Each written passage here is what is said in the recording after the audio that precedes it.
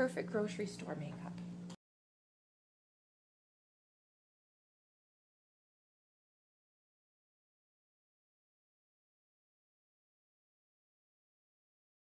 Down first, it's going to be darkest. I'm just going to gently sweep it along there. So there, I started with the first half. I want it to be a little more concentrated, a little bit darker on the outer side, and let it blend in and lighten up as I go in. So I'm going to pull it, just what the product that I've put on there, I'm just going to drag that in.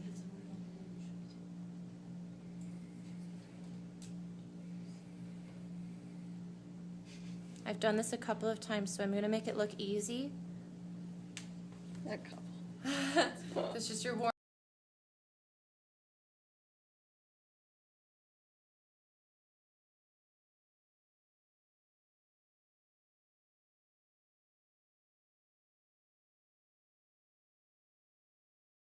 Brown? Yes. So your shadow, your contour shadow color. Sorry. I'm going to touch my brush down on that far corner. I'm going to start blending it, and I should probably look at what I'm doing. Just going to start blending it, and then I pull it in. And again, right now, this is a great beginner startup look. As you get more practice time under your belt, you're going to start to be able to play more and get more detailed and do more variations. So are you blending the black and brown together? Yeah. So I'm going right on top of that black, right on top of that crease. And ideally, if I'm going to be blending, I want to blend it up a little bit above the black line versus down. Because I want that, basically that whole lid area to be dominantly white.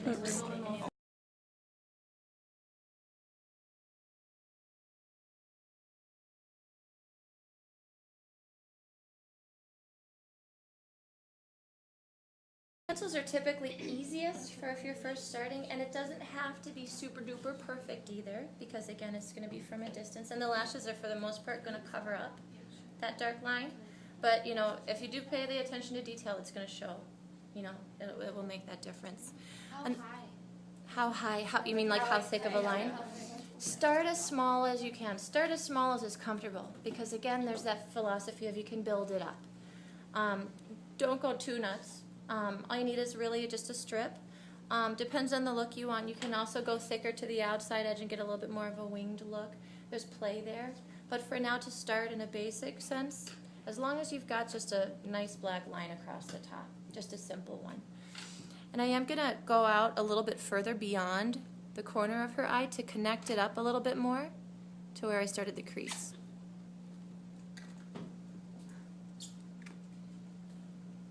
Do you see how I did that? If you were watching, I went just a little bit outside of the corner of her eye to meet up here.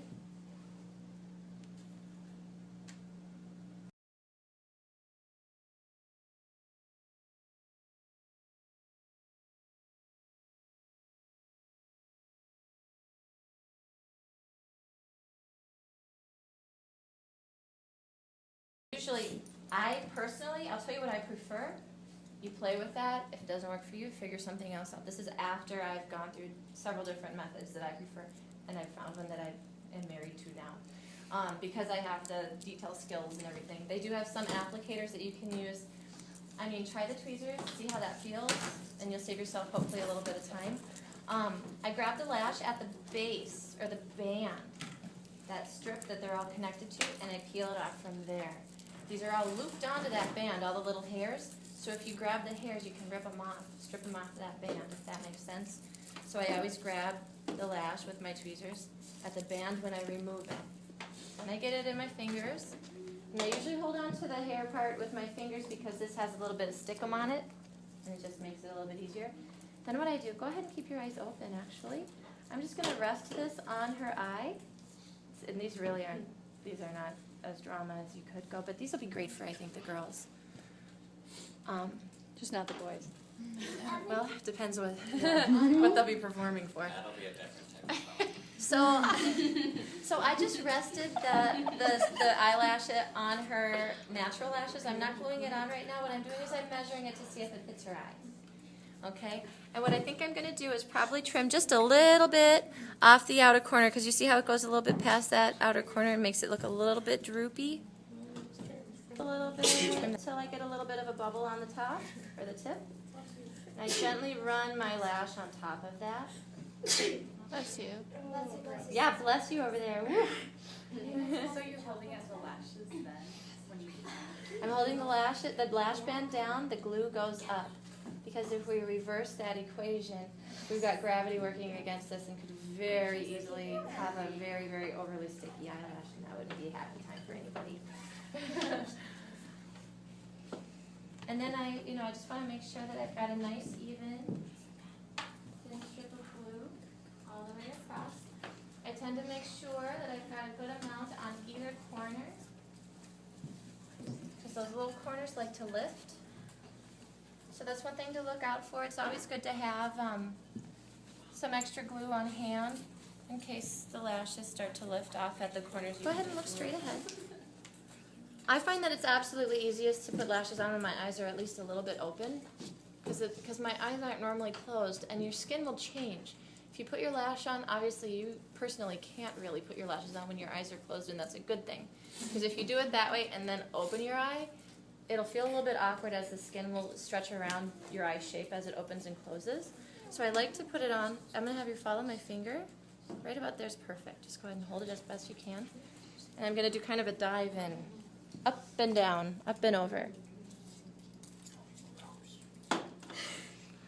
I set it on in the middle first and attach at the corners. Good job. Perfect. Ooh. Now you can see her.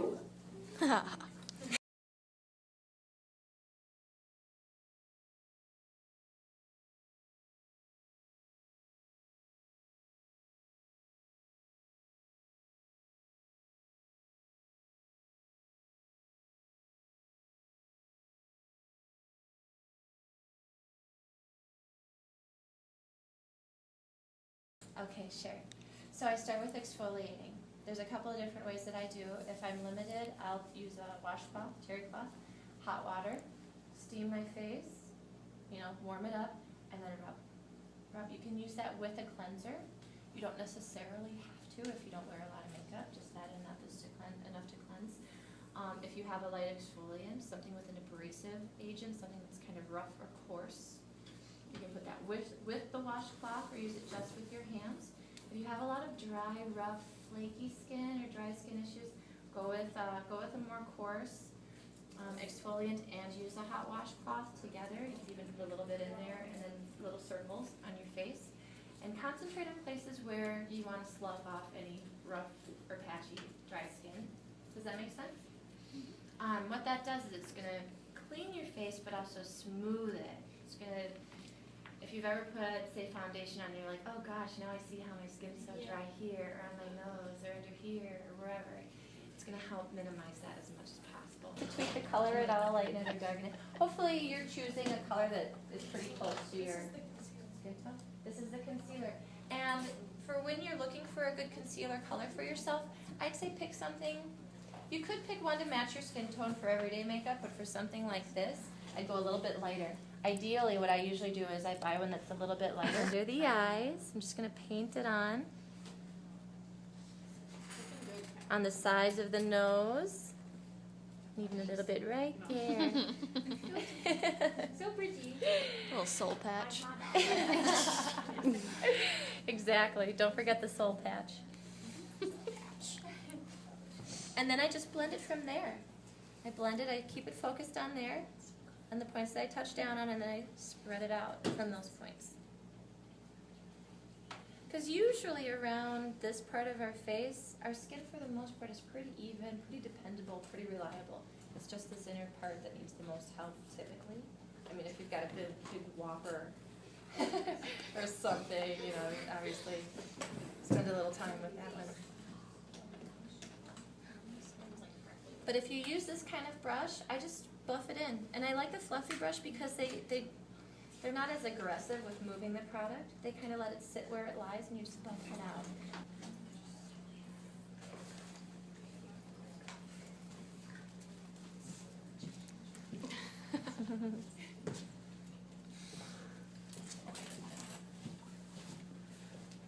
And by using a high quality, high pigmented concealer, you get to use a lot less, which again means it'll last longer. If you sweat, it's going to stay put. It's much more likely to work with you rather than against you. Sorry.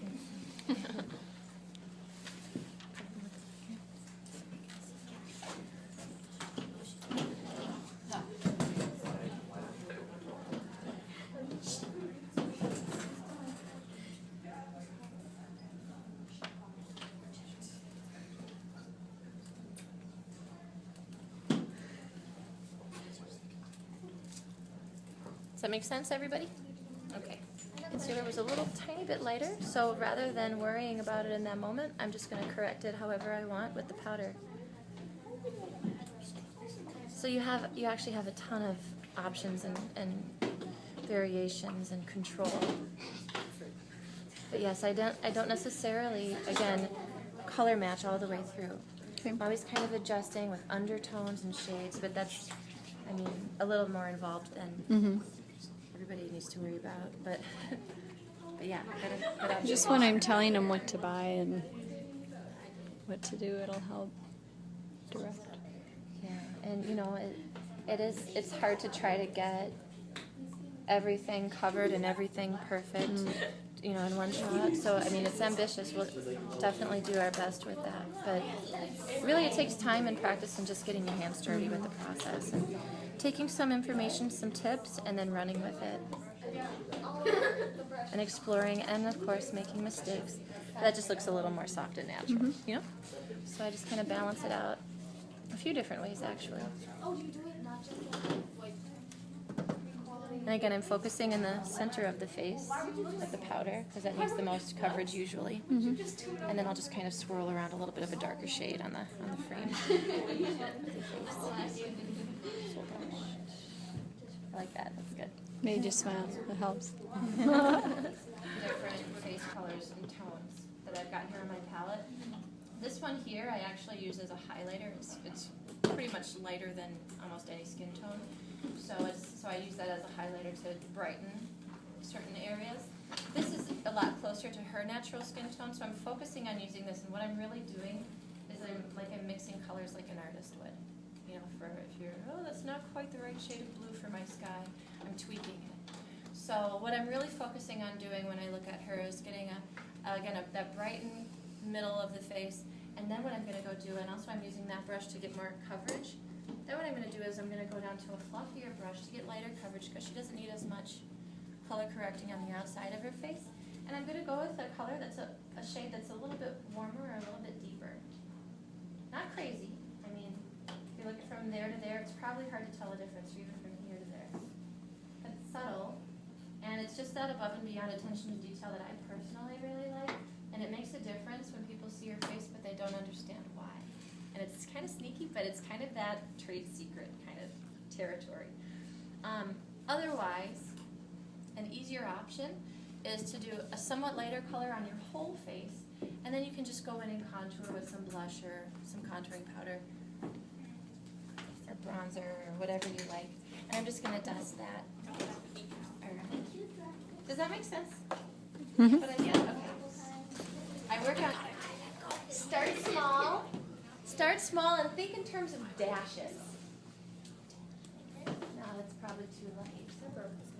Maybe you just get away with that here. That would be better. Maybe a mix of both, but that's a little bit bronzy. You know what I mean? Okay. So what I'm going to have you do is turn your chin this way. We're going to talk about contouring.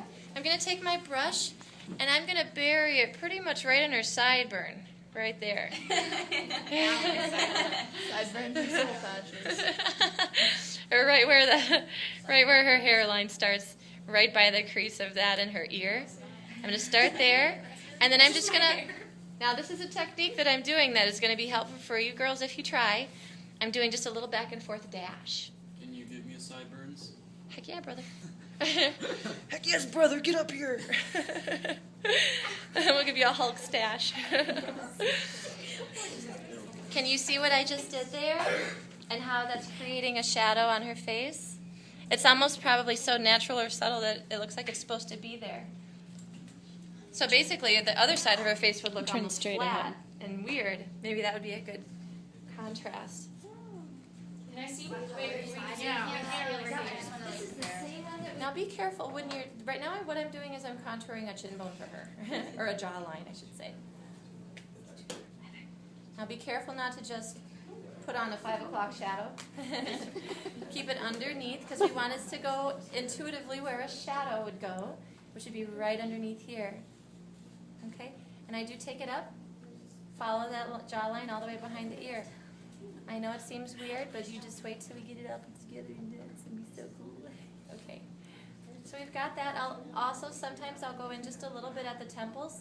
This would be another good option for a bronzer, but if you don't have a lot of options and you don't want to spend a lot of time switching out powders, you could do this either with a bronzer or with a contour and let it, work multiple jobs.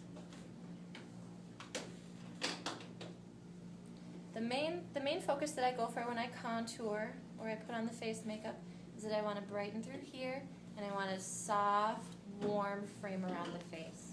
What that does is it creates depth and it creates dimension and it draws the face out and makes it pop. Okay. This has a lot of shimmer in it that I'm using. I'm using it kind of as a bronzy highlight. Okay. Anything that has shimmer is going to attract light, and that's going to bring things forward. So I want to put it at highlight points, like high parts of the cheekbone, where sun would touch as well, and I'll bring it up through the temples. So above, like contour, bronzer, blusher can go kind of interchangeably. I tend to bring the blush maybe a little bit more forward and the contour and bronzer a little more back too.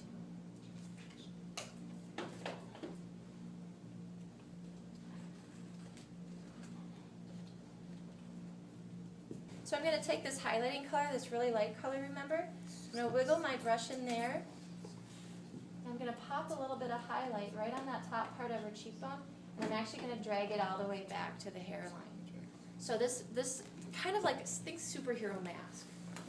That patch, you want to actually highlight just a little bit. And so by playing with your powders, if you have a good highlighter, you can correct that without having to necessarily take anything off whatsoever. You can just highlight through there. A lot of times I'll bring it up through the eye, or through underneath the eye.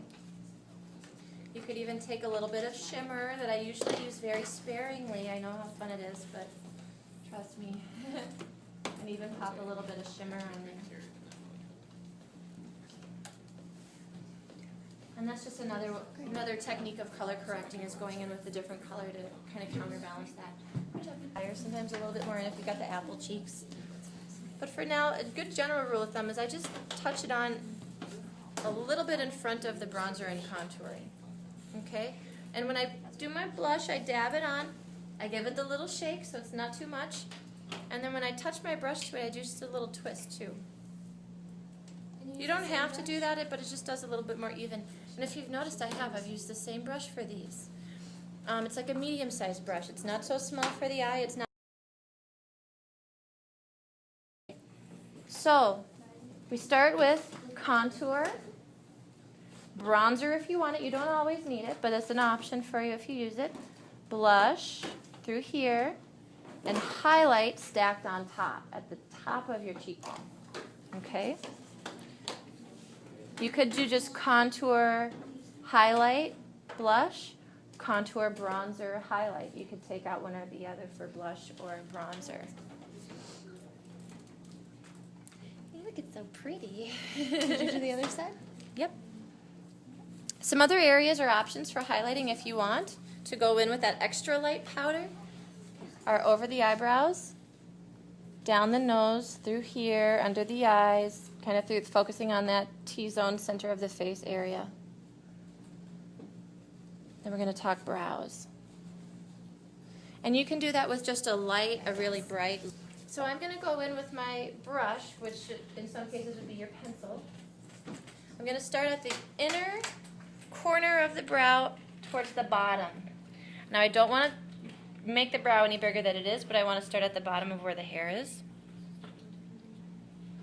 And then I'm gonna pull it in. That's a good shot. I did take these clips and make a good training video. Edit them all together. And then I'm gonna pull the product up. So essentially I'm drawing a little line at the base of the hair of my brow line. And if your brows need a little reshaping, go beyond where they sit small natural strokes, and I'm pulling the product along the bottom. Even there, see where it's a little bit imperfect? You probably wouldn't need to even pay attention to that, but you could go in there and tweak it, and we're gonna do a highlight that'll cover that up, which is nice. So there are certain little goofs or just natural mistakes that'll happen. There's always ways to go in and correct it without worrying.